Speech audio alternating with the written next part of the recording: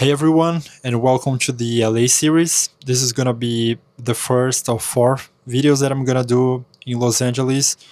And today we're gonna be walking in Manhattan Beach in a very sunny LA day.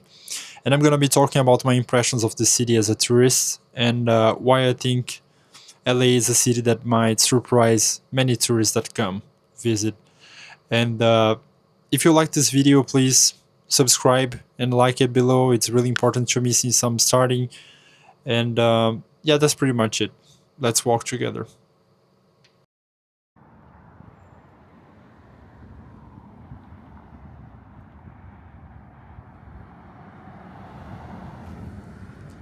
So I'm gonna follow a similar structure that I used in my Washington DC video that you can check in my channel. I'm gonna start by talking about transportation. And one of the first things that you notice while landing in LA is how huge the city is. It is extremely spread out, and you can see it from the window of the airplane. You can see this infinite amount of low buildings extending, and it's really impressive. And I come from a very big city, but for me, seeing LA from the airplane window was really impressive. And I would say it is probably one of the worst cities in the US in terms of public transportation. It's curious that I was talking about DC in the other video, and they are complete opposites. So that's very it's a good contrast that we have between both cities that I did video so far. Um, and one of the first impressions that I got is how LAX is chaotic. I found very impressive that there are no good public transit options for you to go out of the airport, and that is very shocking for me because for a city as big as LA, you would expect that there was good public transit or buses or whatever, like a metro or something, but there's absolutely no good options. So I had to take Ubers or rent a car. So that's not very convenient, especially for your pocket. So yeah, in summary, the main way to go around LA is driving, and to some of the places that I've been, there weren't even public transit options. And when you could use buses, it takes so much time either for the bus to get to you or for the route to be completed that you just probably rather get an Uber. But now I understand that Uber rides, it's a very expensive transportation model, so I understand some people who haven't used the public transit system, but unfortunately, it's not good at all. And all in all, it's not a walkable city at all. I don't think that's much of a surprise for many people, but I think some people come to LA expecting a different thing. Yeah, it's not walkable at all. And when I stayed in my hotel near LAX, I was trying to go to a grocery store nearby. It was almost to the next block. It took me like half an hour to go there, and it could have taken even longer if I hadn't climbed some fences, to use as a shortcut. So it was really bad and weird for me to be climbing fences, and I was going to like a grocery store really close. So yeah, you have to drive pretty much everywhere here. Now switching topics and moving to food.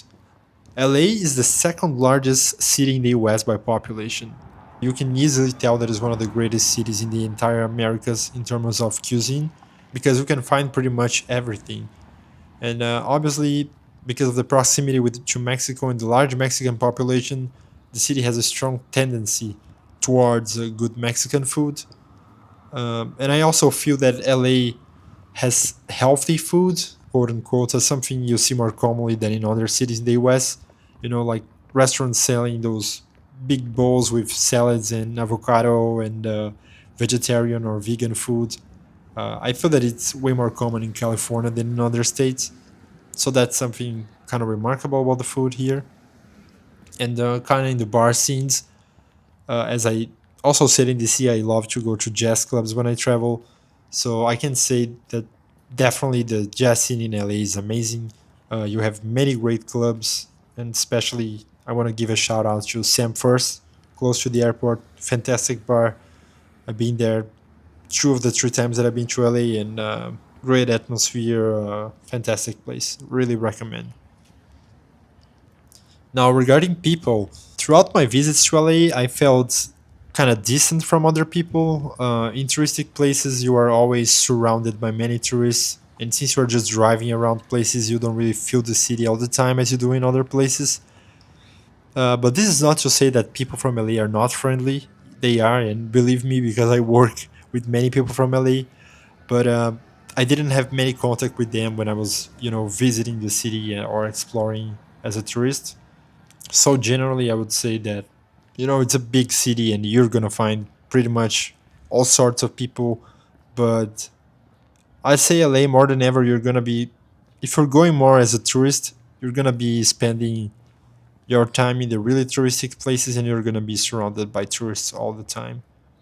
And now I'm gonna talk a little bit about the atmosphere, architecture, and urbanism of the city. And again, I want to bring a contrast to DC because it's great that I can use the videos and compare to the other cities that I did, and especially since they are from the same country, and we can see how vast and diverse the US is. But opposite to DC, LA is not a planned city at all. There's no symmetry. It's so spread out and composed of many, many highways that I really feel that LA as a whole is kind of an impersonal city because of its size. However, and here's the great thing about LA, once you're exploring each neighborhood, you can feel the soul of Los Angeles. That's where it resides. It's in the core of the neighborhoods. Since it is a city with many centers, each neighborhood has its own beating heart. And right here, where we're walking now in Manhattan Beach, you can really feel the beach life of LA. And it's such a huge part of LA that you can see people coming out of work to run or play volleyball. And it really gives me the feeling that for some people, LA can really be like a dream place, especially because the weather here is so fantastic all year round. It's constantly good weather, not too hot, not too cold, really sunny all the time. It barely rains here. So that's the thing. After you leave a highway and enter a neighborhood close to the beach or in Hollywood, for instance, you have that LA feeling of palm trees and blue skies. It's astonishing how a city can feel so chaotic and then so peaceful a few minutes later. In most metropolis, I would say the chaos don't stop, but that doesn't happen in LA. So, as a tourist, never think about LA as a whole because you're gonna be disappointed. And I oftentimes heard friends saying that LA disappointed them, but having visited the city, I think it's because people don't know how to put into perspective the many different neighborhoods of LA. So in general, I would say that like my hometown, São Paulo, LA is a city that is way better to live in than to visit because by being a local, you can enjoy every corner of the different neighborhoods, visit the restaurants, the bars, the clubs, the beaches, and the many events that happen here. And I would say that's the good thing about LA. It's not touristic points or touristic things to do. I would say, you really gotta leave the city as a local. Now, another thing that is worth mentioning is the integration of technology into the city. Being in California, close to Silicon Valley, that uses the cities, especially San Francisco, as a test lab for technologies, you can see many autonomous cars and robots delivering food or driving persons around. So, despite the physical distance between inequalities here, and what I mean by that is that the city is very different from New York, where you see a huge wealthy building and a homeless sleeping on the sidewalk by it. In LA, the homeless have their own neighborhood. They stay close to downtown in the famously known Skid Row. So yeah, I feel that LA is a city that have a lot of elements of cyberpunk to it because you can see the technology implemented and being used, especially in the wealthy neighborhoods. And at the same time, you have like this huge neighborhood or huge streets with homeless people living, and kind of a sad thing to think about the city. But it's just a common thing about these big metropolis. You're gonna have people sleeping on the streets, unfortunately. Now, architecturally, for me, it's really striking how such an enormous city has so few skyscrapers. Downtown LA looks really small for the size of the city area and population. By seeing the city from above, from the observatory, for example, you just see this endless, almost flat land of houses and short buildings of two or three stores. And that is mostly because LA is a city that grew outward instead of upward. So, unlike New York or Chicago, Los Angeles expanded during the streetcar and car areas when land was still plentiful. So, jobs, shopping, and entertainment spread into the many different centers that LA has. So, downtown LA never became the only major hub.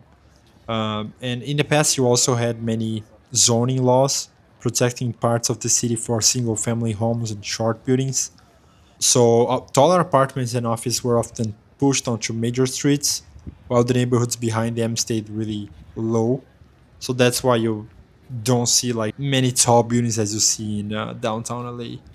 But it's also important to mention the relevance of how cars shape the city, because you have many freeways and you must have parking, as it's a very common thing in the US. You know, this big, huge parking lot and the wide roads, that made it easier to spread out than to build into dense urban neighborhoods.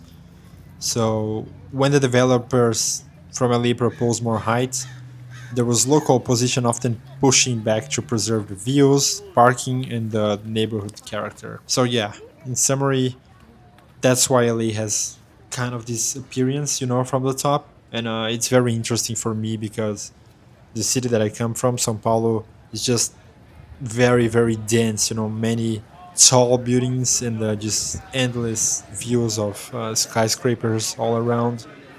So for me it's quite a contrast to see a city that it's so huge with many centers but developed so spread out and short.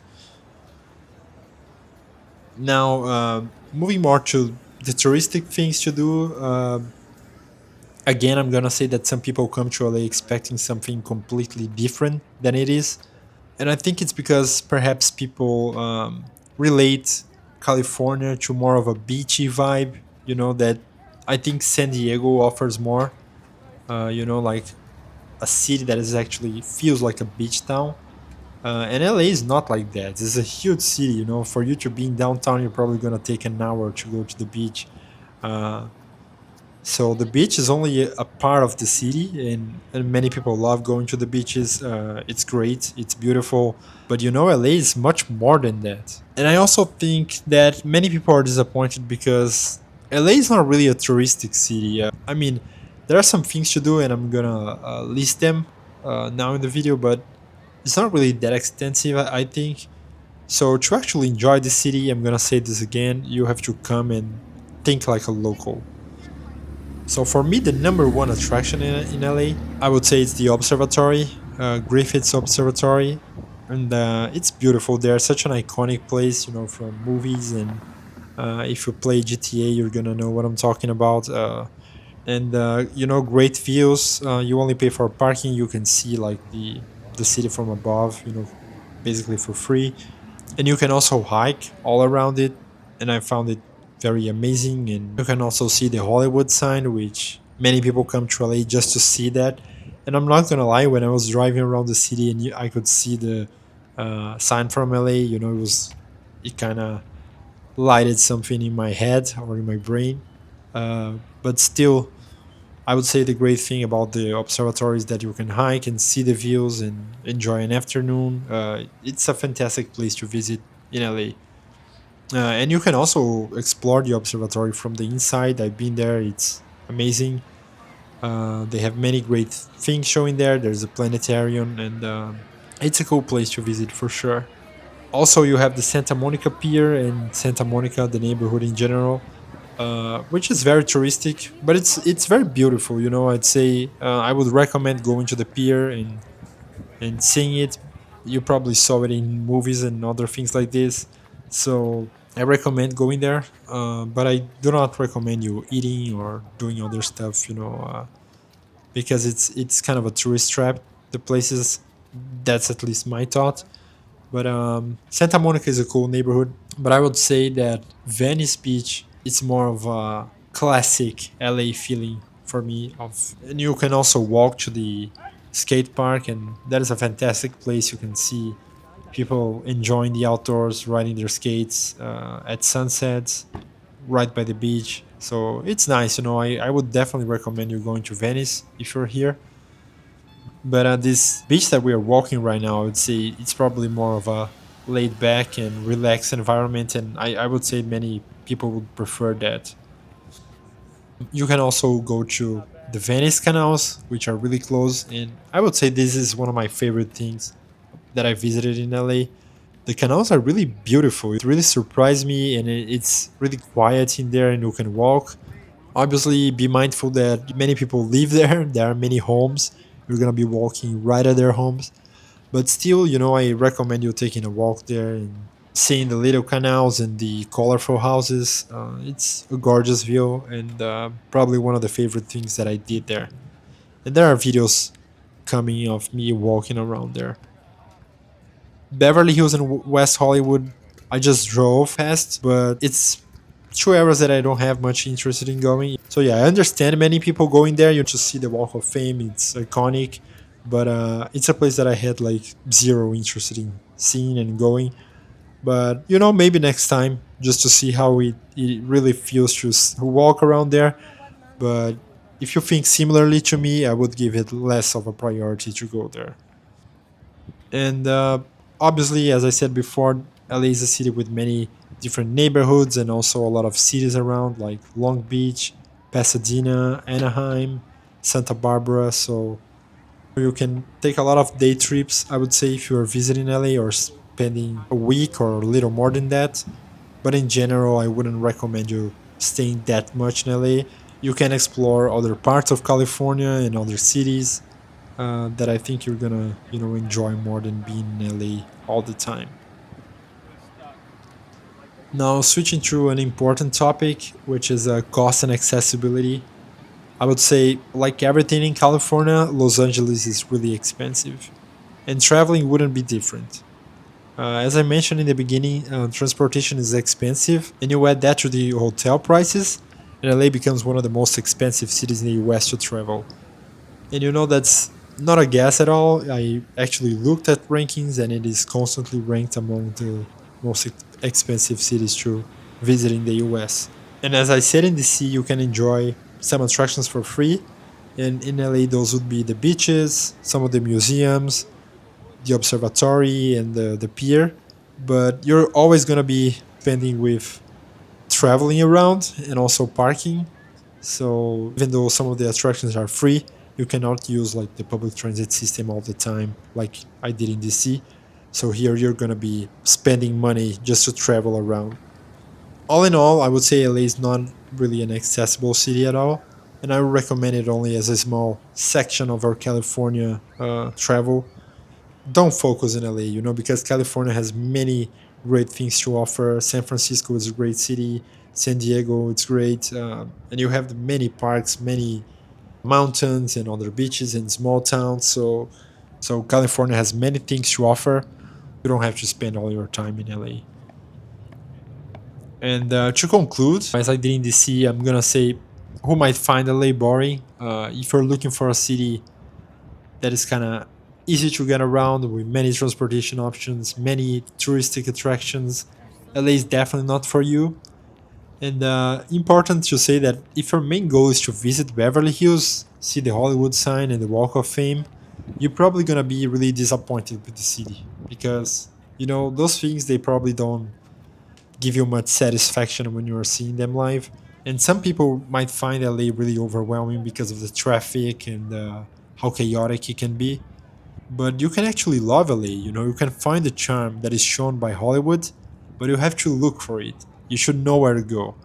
So my main tip for you that is coming to LA for the first time is to explore each neighborhood deeply. Search for the hidden gems of each specific place. I'm pretty sure that every neighborhood in LA has its own traditional restaurants, and I'm not saying that traditional is always good, but the place that is frequented by locals, and LA has a great bar scene. You can find pretty much all sorts of bar in the city. um, Search for the local stores, vinyl stores, bookstores.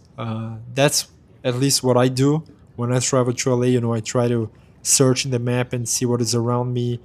And most of the time, I find great things. It's just that, again, don't travel just trying to be a tourist in LA because you're gonna be disappointed. And also enjoy an afternoon at the beach. Go grab a drink and see the sunset. Go play volleyball with some people. and also find events happening in LA. There's always something happening. So I would say that's how you really, really enjoy the city. So in summary, I understand people that don't like coming to LA as a tourist. I understand the people who live here and love, but I would say as a tourist, you have to have the right perspective in order to enjoy the city. So once again, thanks for watching another video. I hope you enjoyed, and please let me know what you think about LA in the comments. And please also give me some feedback. If you liked the video, please leave a like and subscribe. And thank you so much, everyone. See you next time.